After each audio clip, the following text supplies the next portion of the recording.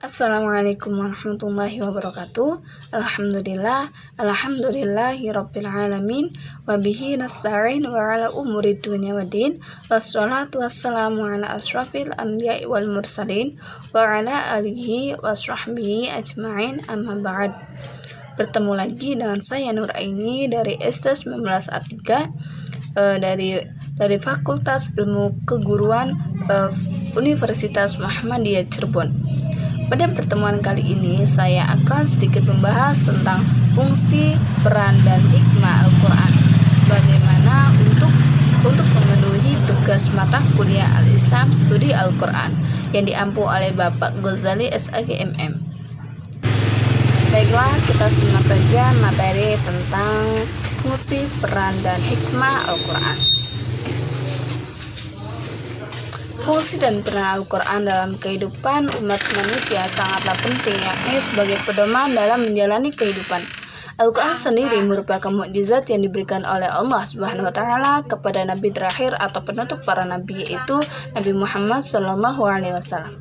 Terdapat 4 fungsi Al-Quran untuk manusia dan umat Islam. Al-Quran tidak mengatur hubungan antara manusia dan Tuhannya, namun juga mengatur hubungan antara manusia dengan manusia dan manusia dengan alam. Dalam kehidupan manusia, Al-Quran memiliki beberapa fungsi penting, yaitu sebagai berikut. Yang pertama, Al-Quran sebagai Al-Huda, yang artinya petunjuk. Al-Quran bisa dijadikan sebagai petunjuk bagi orang-orang yang bertakwa dan beriman.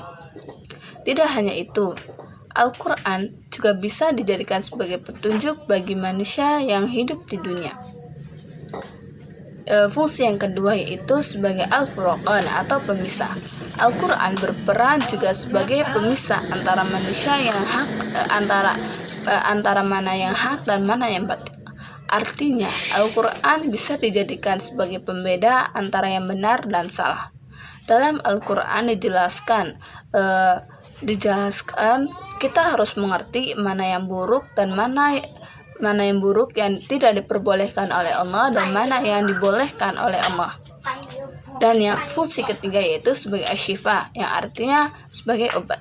Al-Quran bisa dijadikan sebagai obat untuk penyakit mental dan juga penyakit hati.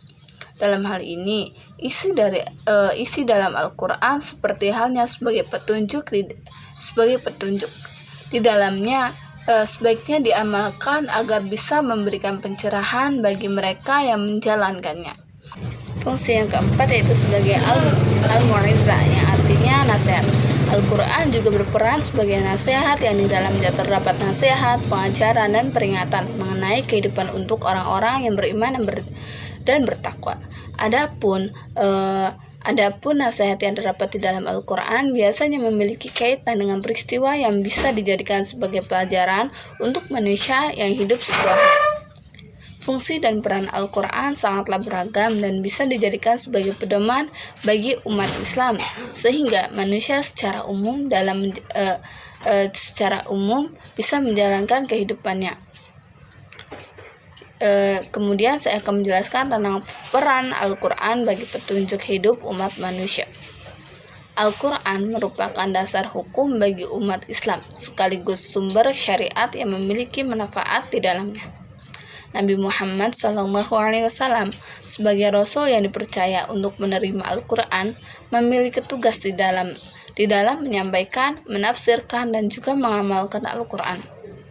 Peran Al-Quran sebagai petunjuk bagi umat manusia cukuplah beragam, karena tidak hanya berperan sebagai pedoman untuk hidup, namun juga berisi tentang ilmu-ilmu dan manfaat yang ada di dalamnya. Peran Al-Quran terbagi menjadi 2, yaitu peran Al-Quran untuk kehidupan manusia hingga sekarang. Al-Quran masih terjaga keasliannya dan dibukukan ke dalam bahasa Arab. Meski demikian, Al-Quran juga sudah diterjemahkan ke dalam berbagai bahasa di belahan dunia.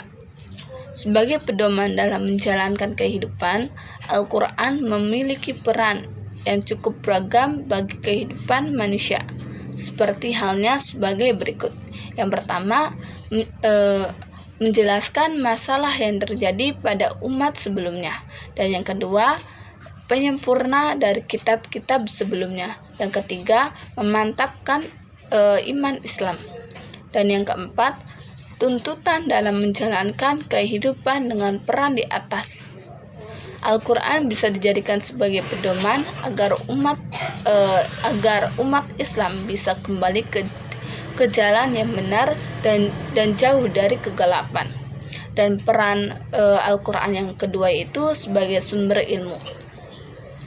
Al-Quran berperan juga sebagai sumber ilmu, seperti halnya sebagai berikut. Sebagai sumber ilmu hukum, ilmu sejarah Islam, ilmu tentang pendidikan agama Islam, ilmu tauhid, dan yang lainnya. Dan selanjutnya saya akan menjelaskan tentang hikmah Al-Quran. Hikmah yang dapat kita rasakan yaitu mendapatkan pahala dan kebaikan. Keutamaan Al-Quran bagi mereka yang membacanya, yang pertama adalah dianugerahkan baginya pahala dan kebaikan yang berlipat-lipat ganda, sebagaimana sabda Rasulullah SAW sebagai berikut: siapa yang membaca satu huruf dari Al-Quran, maka baginya satu kebaikan dengan bacaan tersebut. Satu kebaikan dilipatkan menjadi 10 kebaikan. Misalnya, si fulan tidak mengatakan alif lam mim, satu huruf akan tetapi alif satu huruf, lam satu huruf, dan mim satu huruf. Hadis riwayat Tirmizi dan disahihkan di dalam kitab Sahih Al-Jami' nomor 6469. Mendapatkan yang kedua itu mendapatkan syafaat di hari kiamat. Pada hari kiamat nanti tidak satu pun orang yang bisa menolong umat muslim kecuali kebaikan yang pernah ia kerjakan semasa di dunia. Yang salah satunya adalah membaca Al-Quran. Rasulullah pernah bersabda, yang artinya, bacalah Al-Quran karena ia akan datang pada hari kiamat dan memberikan syafaat kepada pembacanya. Hadis riwayat Muslim. Dan hikmah yang ketiga yaitu Al-Quran tidak akan memberikan syafaat kepada seorang hamba pada hari kiamat nanti. Tuhanku akan telah menanyakan dari makan dan nafsu syahwat. Karena itu, perkenankan aku untuk memberikan syafaat kepadamu. Al-Quran pun berkata, aku telah melarangnya dari tidur pada malam hari. Karena itu, perkenankan aku memberi syafaat kepadanya. Lalu syafaat keduanya diperkenankan. Hadis riwayat Ahmad, Al-Hakim, dan At-Tabrani. Dan peran hikmah yang ketiga yaitu mengangkat derajat orang tua di akhirat.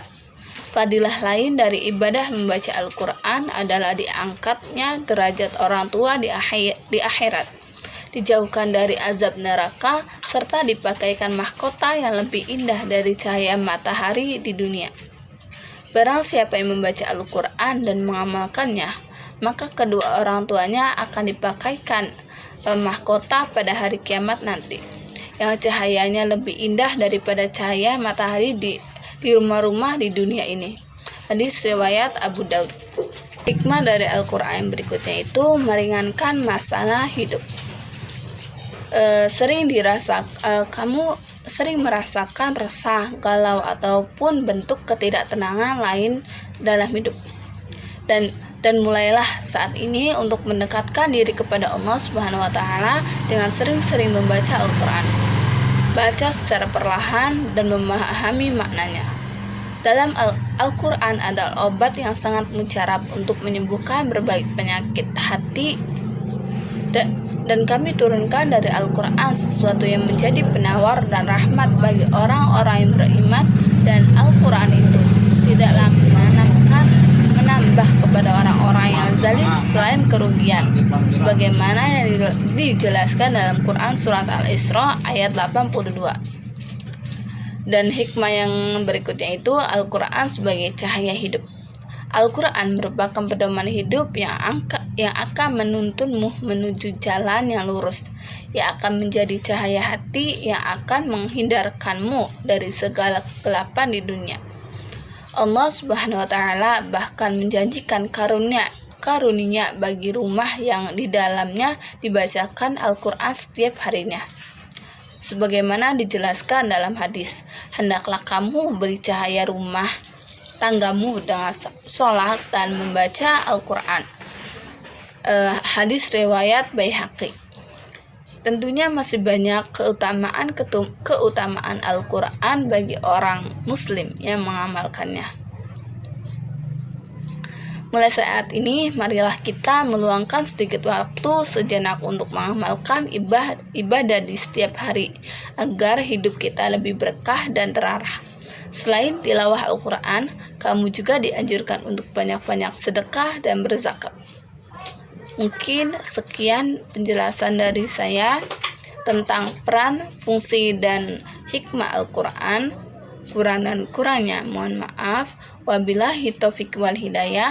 Wal afu minkum. Wassalamualaikum warahmatullahi wabarakatuh.